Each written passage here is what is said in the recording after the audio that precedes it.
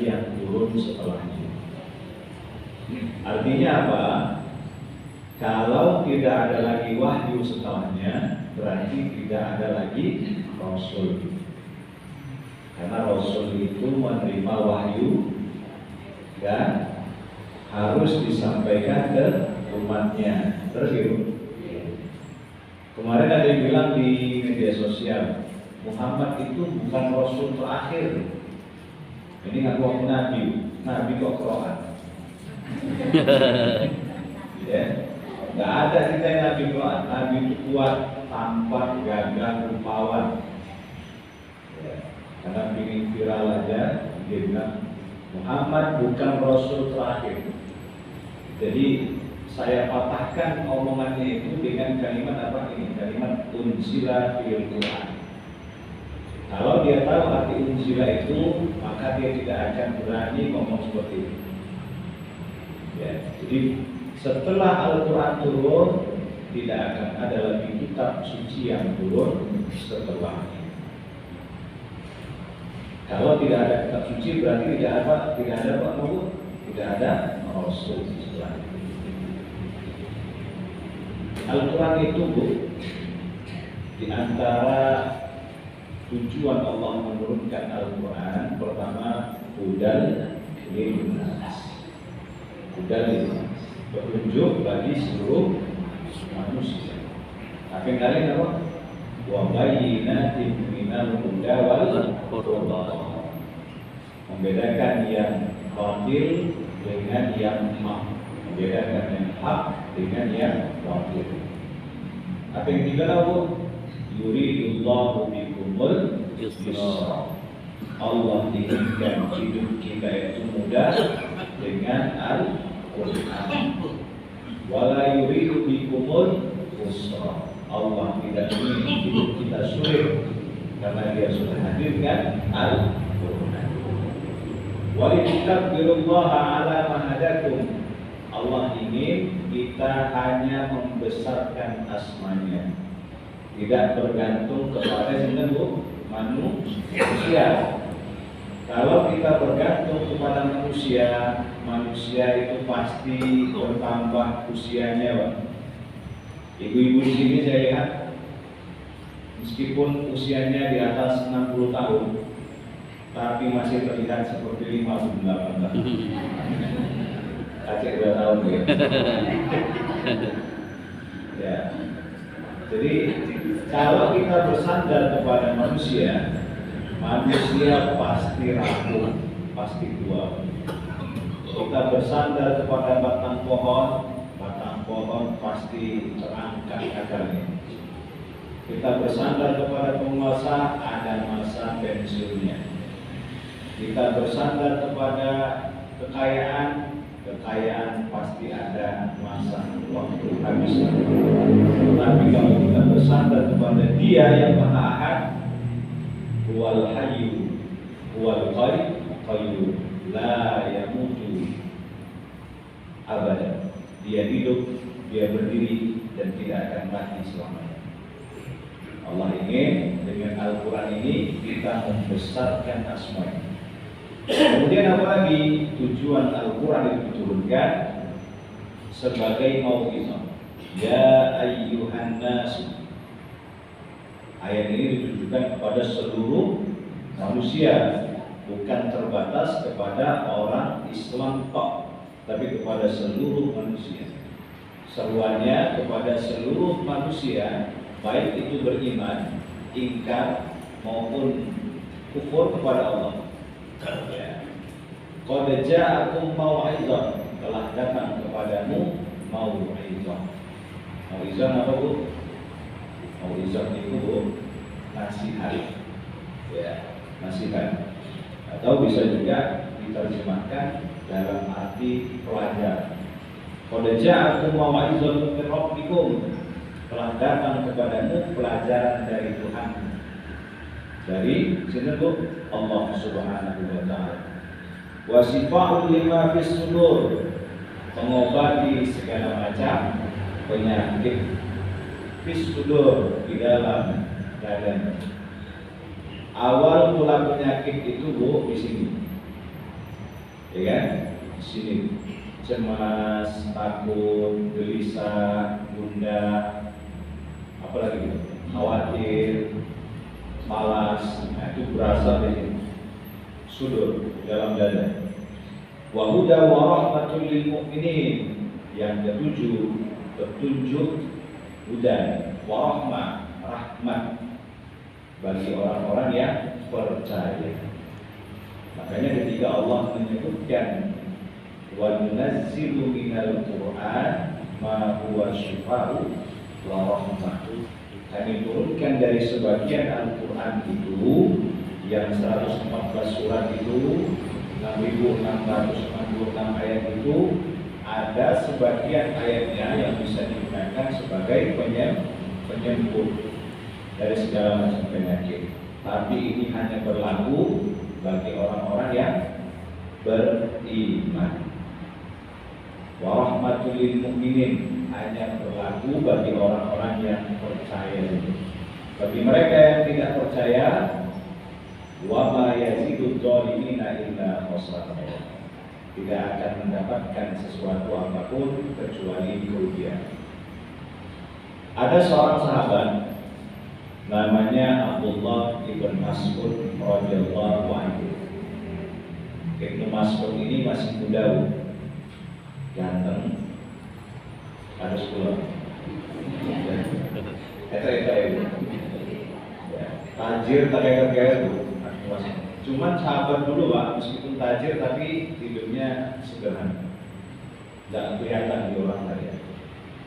Ibnu Mas'ud ini sahabat kesayangan Nabi, punya gelar namanya Sir Rasulullah SAW, orang yang banyak menyimpan rahasia Nabi. Dan Nabi pernah menyampaikan khudul Quran min arba', ambillah Al-Quran itu dari 4 orang. Pertama kata Nabi Abdullah ibn Mas'ud, kedua Ubay ibn Ka'ab, ketiga Mu'az ibn Jabal, yang keempat Sa'id atau Abu Salim. Abdullah bin Mas'ud termasuk ulama para sahabat yang unggul dalam bidang Al-Quran. Kata beliau terkait dengan Al-Quran, Al-Quran itu mampu merubah manusia, mampu merubah orang yang membacanya, baik itu perilakunya, mindset, tata cara berpikirnya, makanan dan minumannya, serta bagaimana cara dia memperlakukan manusia lainnya. Dipastikan orang yang rajin membaca Al-Quran, perilakunya pasti berubah menjadi lebih baik. Apa kata beliau? Qala Ibnu Mas'ud radhiyallahu anhu, yambaghi liqari'il Qur'an ayya'rifa bilailihi idzan nasu na'imun. Yambaghi, sejatinya, liqari'il Qur'an, orang yang rajin membaca Quran, membaca tok, baru membaca tok, belum sampai membaca artinya, belum sampai mempelajari mentadabburinya, baru sebatas membaca dan dia rutin membaca Al-Quran. Ibu-ibu nek baca Quran kita juz 3 sama satu baris. Memang Bu, kalau kita baca Quran itu yang sulit tidur itu langsung ngantuk. Kalau baca pikiran orang lain mampu dia berhari-hari. Ya. Baca kondisi tetangga sanggup dia. Apalagi kalau baca WhatsApp, luar biasa. 25 jam sanggup Bu. Harus betul Bu. Yes. Tapi ketika baca Quran, A'udzubillahi minasyaitonir rajim. Apalagi kalau sholat tahajud, Allahu Akbar, Alhamdulillahi Rabbil Alamin. Sering seperti itu. Karena membaca Quran itu setiap huruf dapat 10 pahala. Tidak ada bacaan di dunia ini, bahkan di akhirat sana, Tidak ada satupun bacaan yang kalau dibaca dapat pahala kecuali Al-Quran. Baca hadis itu tidak dapat pahala, tapi kalau kita amalkan kita dapat pahala dari kebaikan. Ya. Kata beliau, ayya'rifa bilailihi zanna sunaimun. Orang yang rajin baca Quran itu pertama, ya, ayya'rifa bilailihi, dia mengetahui malamnya dibangunkan oleh Quran yang dia baca di siang hari. Ya. Bilailihi zanna sunaimun, ketika orang sedang terlelap dalam peraduan tidur di pengajian. Waktu masih tidur, bukan di pengajian, di rumah. Begitu malam dibangunkan dia dengan Al-Quran. Ada seorang bapak dulu Pak, katakan usianya sudah 70 lebih, 78 tahun. Datang beliau menemui gurunya.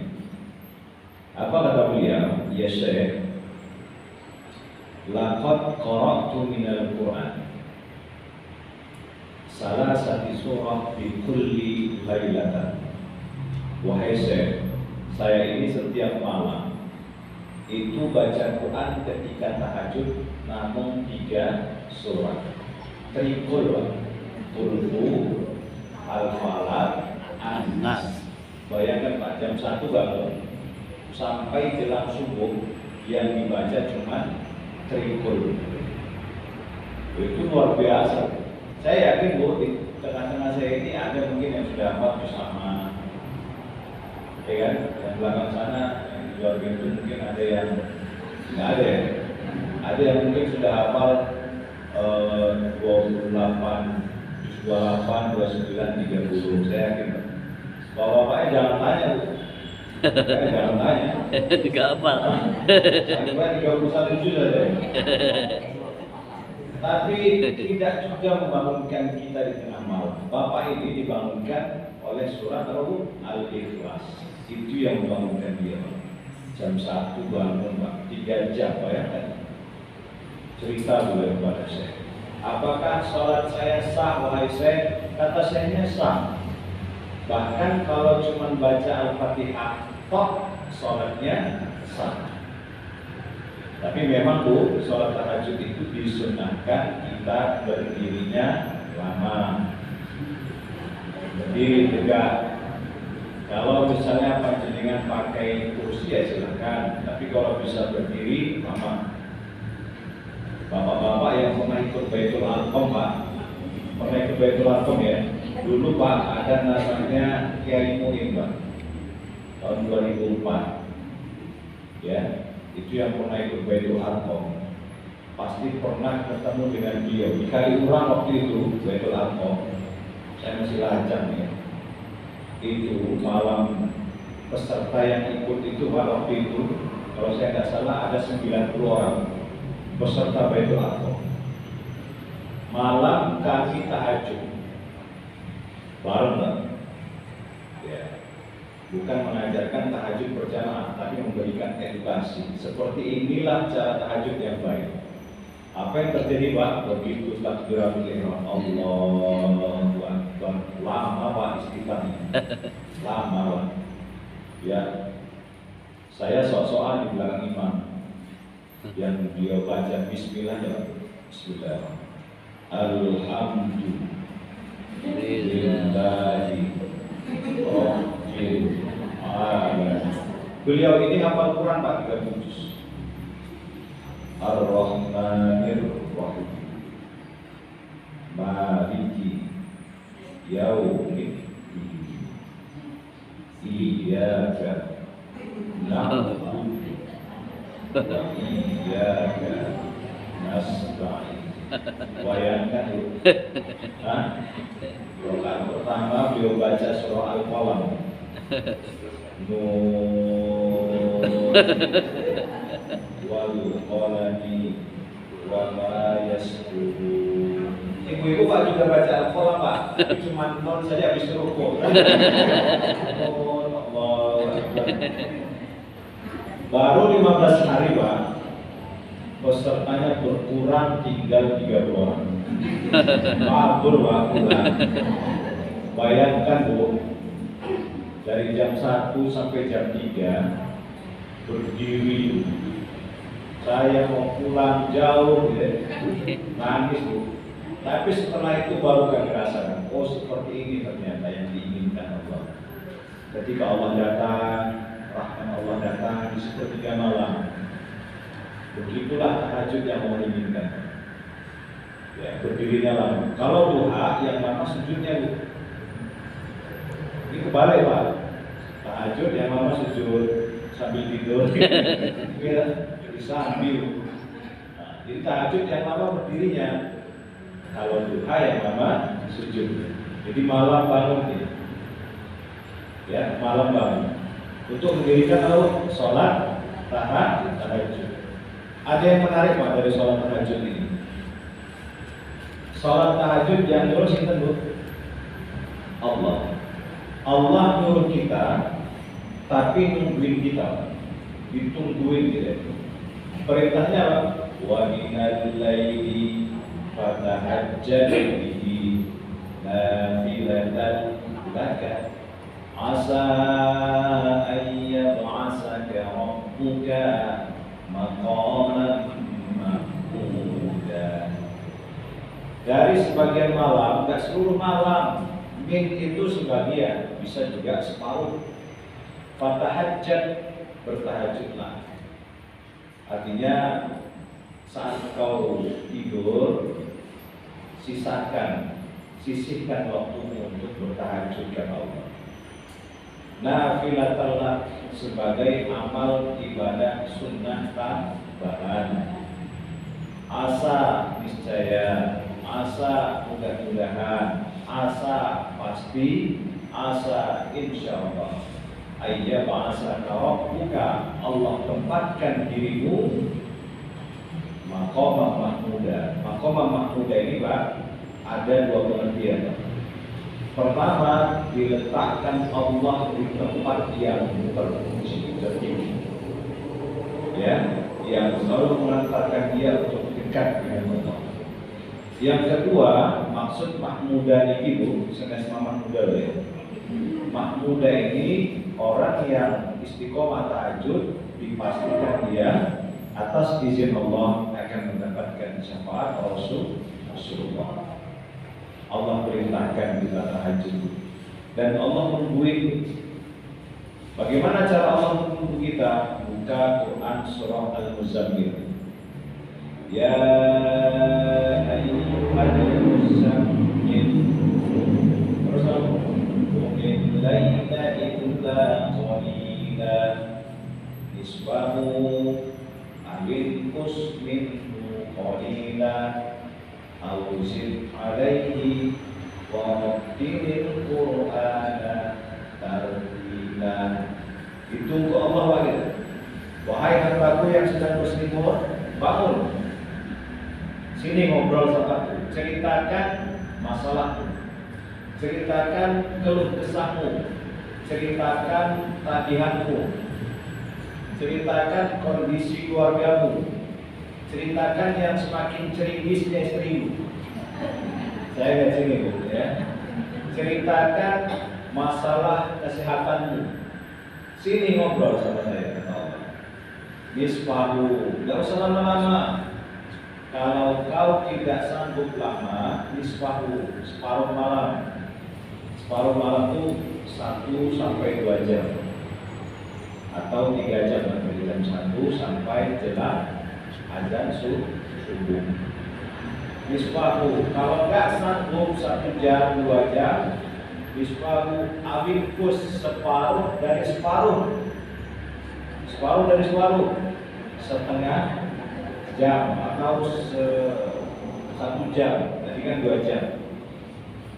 Awilkus minhu qalila auzid alaihi, kalau nggak bisa setengah jam, rakitan 15 menit. Ya, jadi Bu, kalau nggak bisa 2 jam Pak, kita Bu 1 jam. Kalau nggak bisa setengah jam, nggak bisa juga 15 menit. Gak bisa juga mati aja. Ngapain gitu kalau gak tahajud kita? 24 jam masa ada waktu untuk Allah di tengah malam. Ya, rakitan 15 menit Pak. Nun saya bahasa niki aja subuh jam 5 Pak. Jam 3 lampu. Jam sekawan kira-kira Pak. Kira-kira sampai. Ya. Sedikit Pak. 4 kurang begini. Bangun kita Bu jam 3.15. Jam 3.15. Berwudu, sikat gigi. Ya kan Pak? Kalau bisa ganti bajunya, jangan baju yang dipakai tidur dipakai sholat. Ustaz, Allah itu kan tidak melihat pakaian kita. Innallaha la yanzuru ila suwarikum, walakin yanzuru ila qulubikum. Itu hadisnya umum. Kalau dalam sholat kita ambil dalil khususnya. Dalil khususnya apa? Zinatakum inda kulli masjid. Ambil pakaianmu yang paling baik kalau hendak ke masjid, kalau hendak sholat. Ini nek undangan Bu ambil batik sing ape. Batik tulis Pak, sing harga 250 ribu. Tapi pas sholat ngambil kaos.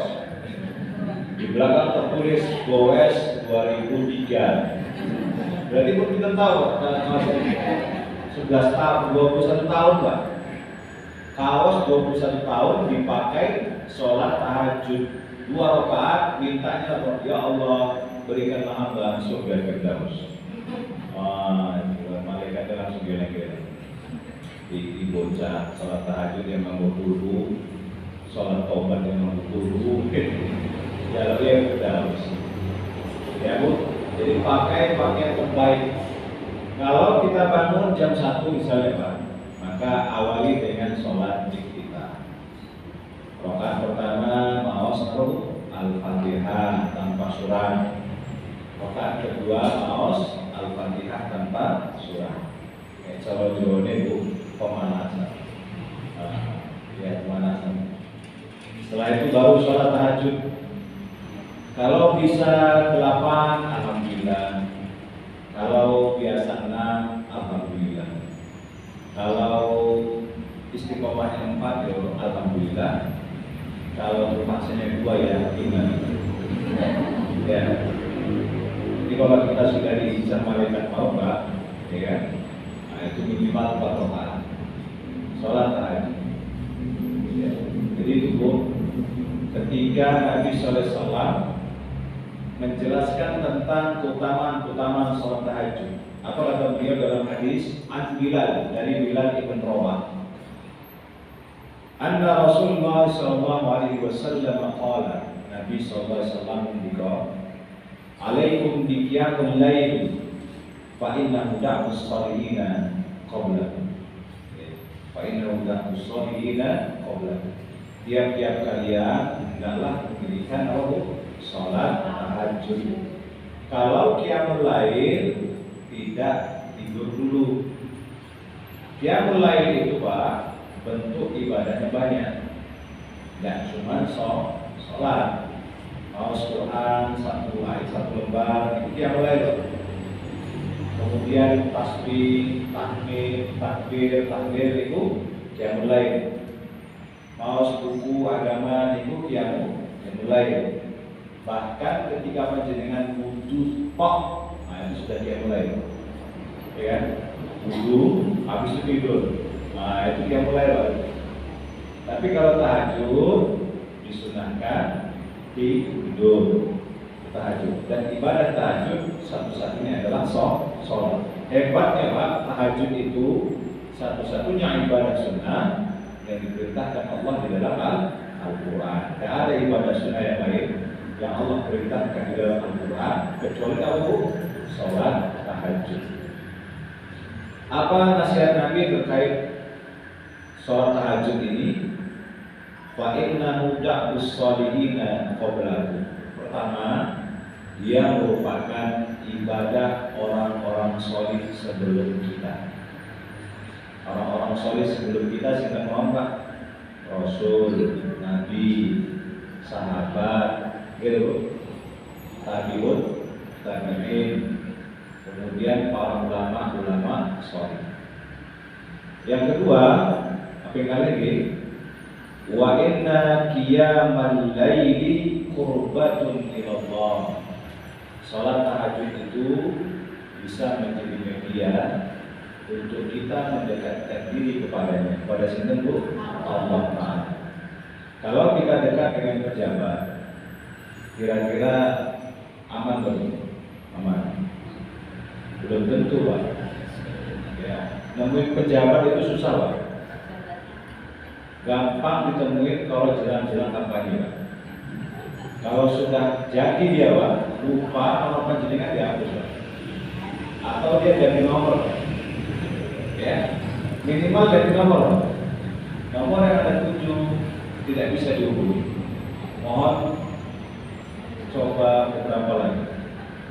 Apalagi kalau malam Pak, kita nemuin pejabat, alasannya apa? Saya malam ngantuk, saya malam untuk keluarga. Terus betul Bu, jalanlah Bapak ke sepanjang jalan itu ada sepanduk, bahagia Anda ibadah kami, Allah double. Ya, itu Bu, sekarang lagi musim-musim kampanye ya. Nemuin pejabat itu susah, dan pejabat itu ada masanya. Ya, ada masanya. Nemuin orang yang punya kuasa juga susah, karena sibuk, ya, dan ada masanya. Tapi Allah yang tidak punya kepentingan sama kita, ada kepentingan Allah sama kita Bu? Tidak ada. Seujung jari dan 7 lapis langit ke atas terhampar tanpa tiang, 7 lapis langit ke bawah terhampar tanpa gantungan, itu punya dia. Jadi Allah tidak butuh kita. Tapi dengan rahmatnya Allah berikan kita kesempatan untuk berkomunikasi dengan melalui apa tadi Bu? Salat tahajud. Bayangkan baik. Dan tidak ada orang yang senang ketika sering dimintai tolong. Menjauh, beri nonton Bu, saat ini boleh. Nah ini contoh, Bu, saat ini menjauh Bu, ini bukan pelajar, bayar SPP. Kira, kalau ngambil kok nanti nonton harta ikan nganggur. Pas minjem itu Pak, pakai bahasa santun. Tapi begitu ditagih ngambek. Kadang-kadang dia lebih galak dari yang minjem terus. Mas, sampai tolong Bu, kita pinjam ini. Sekali oke Pak, 2 kali oke, 3 kali Pak, langsung kita blokir kontak. Gitu. Terus kita gimana? Allah cuma. Tapi Allah dapat. Semakin sering diminta, Allah itu semakin senang. Karena dia tempat meminta segala macam pertolongan, tempat berlindung dari segala macam bala musibah. Ya, jadi sehingga Bu, orang-orang dulu, para sahabat Pak, itu sendal putus Bu, sendal putus itu minta kali sini Bu, Gusti Allah. Ya Allah, sendal hamba putus, tolong diganti. Sampai sendal putus Pak, itu minta sama oh ya, jadi itu yang pertama ya. Jadi sholat tahajud ini kebiasaan orang soleh, ya, kebiasaan orang soleh. Yang kedua kata Nabi SAW, wa min hatu anil ism, mencegah dari ismi, ya, ismun. Kalau ismi nama, ismun dosa. Wa min hatu anil ism, dosa itu ada yang berasal dari syahwat, ada yang berasal dari subhat. Ya, di Jogja Pak, sekarang lagi ngetrend satu tempat yang dilegalkan minuman keras. Sudah ada 60 cabang. Jogja. Bayangkan, miras itu merusak akal, ya kan? Merusak moral. Anak-anak sekarang kalau diingatkan, dia bilang apa? Tidak usah kau urus neraka, cukup kau urus saja surga. Nah itu yang terjadi. Ya, di belakang kaos tertulis dosa ditanggung masing-masing sendiri-sendiri. Dia tidak tahu Pak, kalau azab turun, dosanya ditanggung bareng-bareng Pak. Gitu Bu. Yang nggak melakukan pun bisa kena. Itulah pentingnya kita menegakkan amar ma'ruf nahi munkar. Pentingnya kita menghadirkan seorang pemimpin yang dengan tangannya segenggam kekuasaan yang Allah titipkan di tangannya bisa mencegah amar ma'ruf nahi munkar. Saya datang misalnya datang saya ke tempat perjudian, ceramah saya di situ. Ya ayyuhalladzina amanu, kira-kira apa yang terjadi Bu? Dipukulin mungkin. Ya, yang pukul sama orang mabuk. Tapi ketika ada pemimpin kita dengan segenggam kekuasaan di tangannya, dibantul, tidak boleh beredar minuman keras. Kira-kira jadi boleh Pak? Ya. Itulah, mudah-mudahan kita dapatkan pemimpin seperti itu. Ya. Dibantul, anak-anak tidak boleh keluar lebih dari pukul 10 malam. Dibantul, istri-istri tidak boleh menghibah lebih dari 2 jam. Wah, bisa Bu. Jadi kalau mau hibah 1 jam aja. Ya. Nah, dijamin Bu. Dijamin jam 10 sampai jam 11. Lebih dari itu kena denda 100.000. Nah ya. Itu yang kedua itu bisa mencegah dari dosa. Orang kalau sudah rajin dia sholat tahajud, dia akan menghindarkan diri dari sesuatu yang tidak berfaedah, tidak bermanfaat. Yang ketiga, Nabi ngendika wa takfiru lisayyi'at.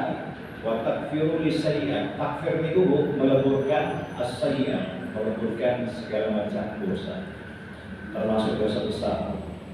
Jadi taubatnya seorang itu bisa dilihat dari bagaimana kesungguhan dia bangun di tengah malam. Bayangkan Bu, sholat sunnah bisa menjadi media untuk taubatan sunnah, menghapuskan dosa. Tapi ingat Bu, dosa kita kepada Allah, dosa kita kepada manusia termasuk hutang piutang harus diselesaikan. Jangan sampai nanti diselesaikan di yaumul hisab sana. Alhamdulillah, padang masa itu luas Bu. Ya, padang masa luas Pak. Lebih luas daripada padang di Sumatera Barat. Nah, ya, padang Sumatera Barat itu luas, tapi lebih luas daripada padang masa. Kemudian yang keempat, wa madradatu lidda'i anil jasadi. Wa madrad, penolak. Ya, penolak liddah. Dah itu penyakit. Lil jasadi, penyakit tubuh kita. Jadi menolak penyakit. Dulu ada seorang profesor namanya Profesor Muhammad Soleh. Beliau meneliti tentang keutamaan sholat tahajud terhadap imunitas. Ya, saya tidak tahu cara beliau mengambil sampel. Mungkin ada beberapa orang yang ambil sampel darahnya, mungkin yang satu disuruh tahajud, yang satu enggak, mungkin seperti itu. Yang ambil sampel darah diuji IgM-nya, IgG-nya, dan sebagainya. Ternyata orang yang sholat tahajud, limfositnya, leukositnya, eritrositnya normal, kolesterolnya, LDL-nya rendah, HDL-nya tinggi.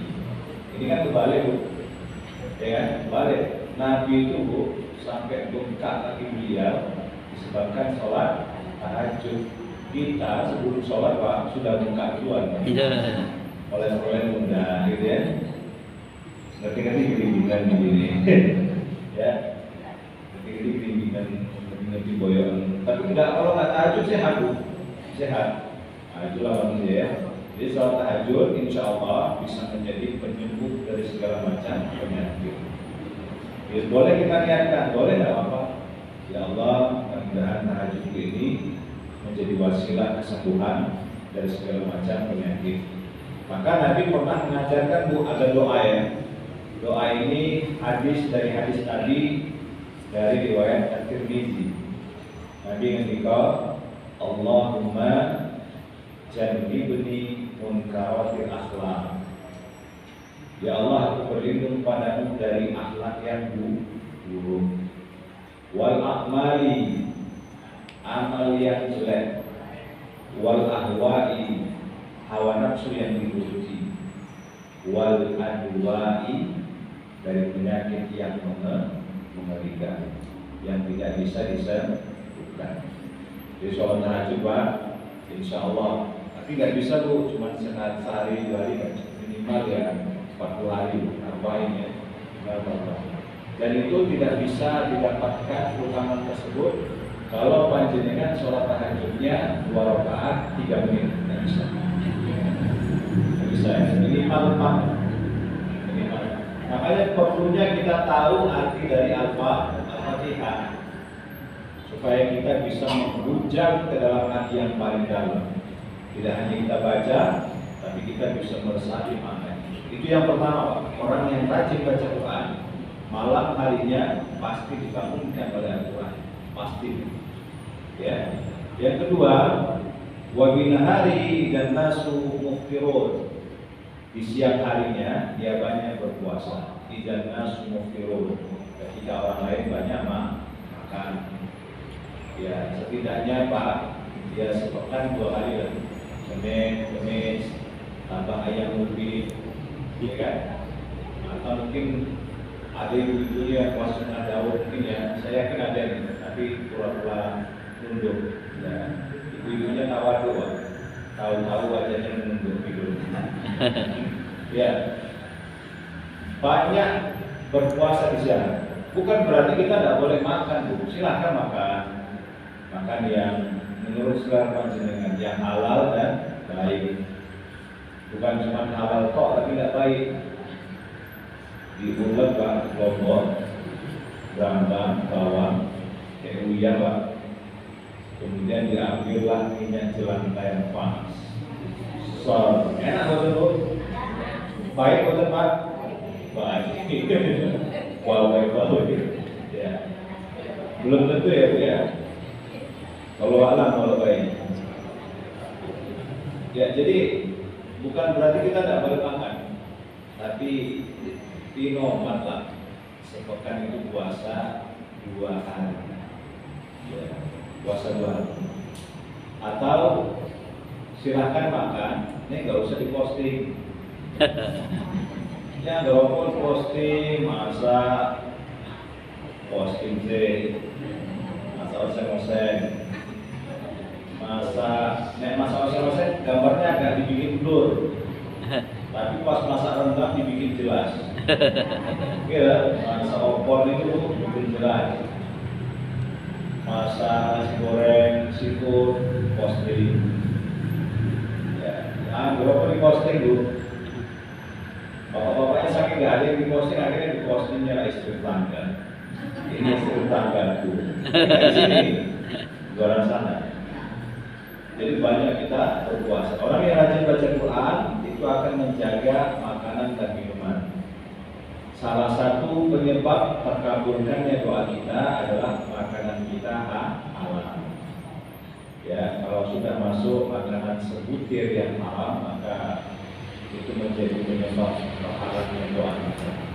Ya, maka bersihkan itu, bersihkan. Kalau ada urusan kita dengan manusia, minta apa istilahnya, kalau diikhlaskan, ya, kita diikhlaskan.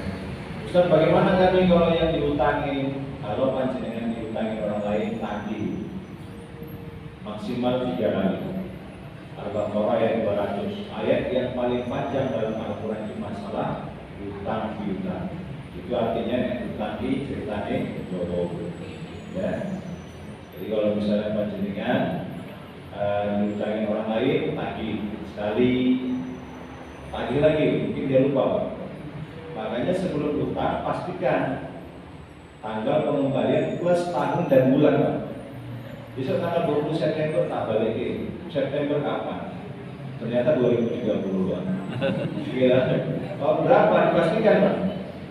Ya pastikan. 2 kali ditagih nggak bayar, tagih kan? Kalau sudah 3 kali, ada dua kemungkinan yang bisa panjenengan lakukan. Mengikhlaskannya atau menjadi saham panjenengan di akhirat. Nek Ustaz, nek om 100.000 kita ikhlasin, nek 1 juta, yo saya sama istri orang. Ya, ikhlaskan.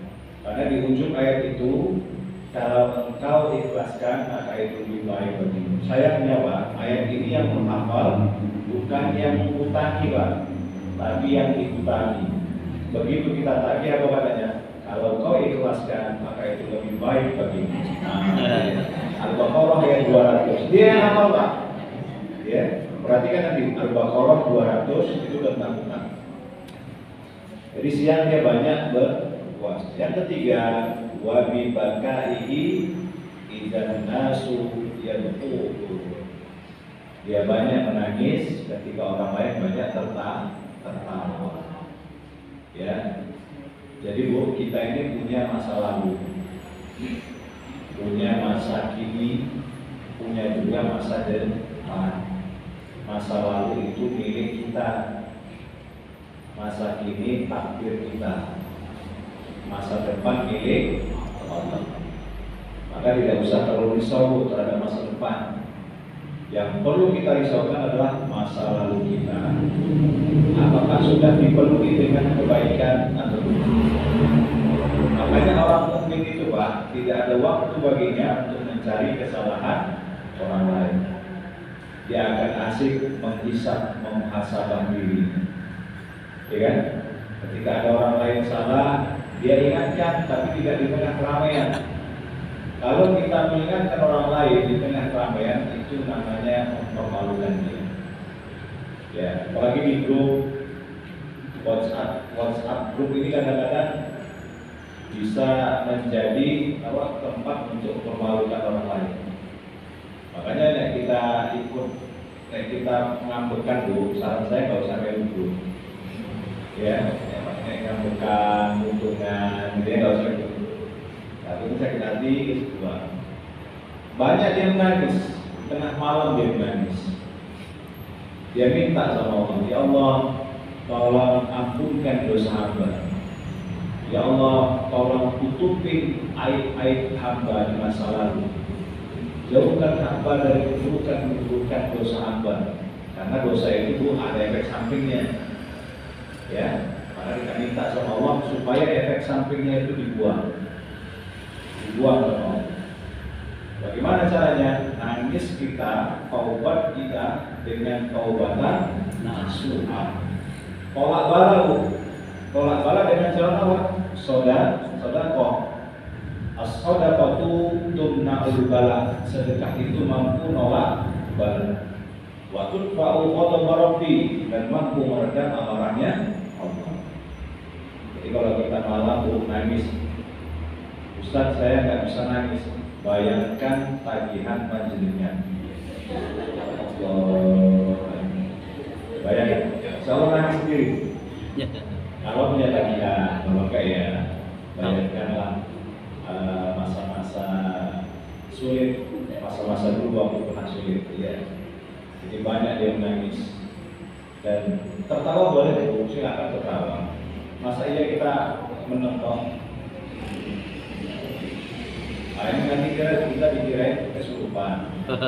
Mengenai akhirnya di Rukia ada orang tatapannya kosong di Rukia, dipanggil Rukia dari Jogja, nggak mempan sampai berusaha ustadznya Pak, nggak mempan. Akhirnya dipanggil dari Jakarta, Rukia nasional, nggak mempan juga. Ternyata orang ini punya hutang Pak. Makanya tatapannya kosong. Itu nggak akan bisa dirupiah Bu. Caranya supaya itu bagaimana? Hutangnya disalur.